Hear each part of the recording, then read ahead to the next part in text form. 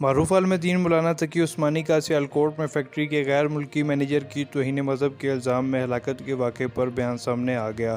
مولانا تقی عثمانی نے کہا ہے کہ توہین رسالت انتہائی سنگین جرم ہے، لیکن ملزم سے اس کے ارتکاب کے ثبوت بھی اتنے ہی مضبوط ہونے ضروری ہیں۔ کسی پر یہ سنگین الزام لگا کر خود ہی اسے وحشیانہ اور حرام طریقے سے سزا دینے کا کوئی جواز نہیں۔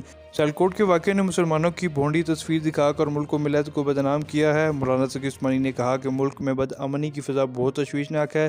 حکومت طاقت کے استعمال کی بجائے سمجھداری سے کام لیتے ہوئے معاملہ پارلیمنٹ میں پیش کرے۔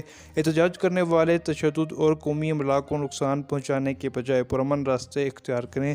فریقین پر لازم ہے کہ گستاخوں کے بجائے اپنا گھر تباہ کرنے سے پرہیز کریں۔ معروف عالم دین مفتی منیب الرحمان نے سیالکوٹ واقعے کو انتہائی ناخوشگوار قرار دیتے ہوئے اس کی مذمت کی ہے۔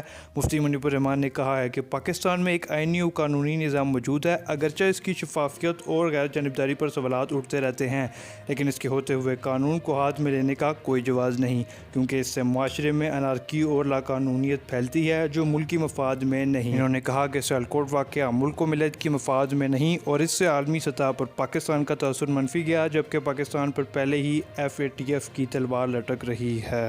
اس کے علاوہ مولانا طارق جمیل بھی سیالکوٹ واقعے پر بول پڑے۔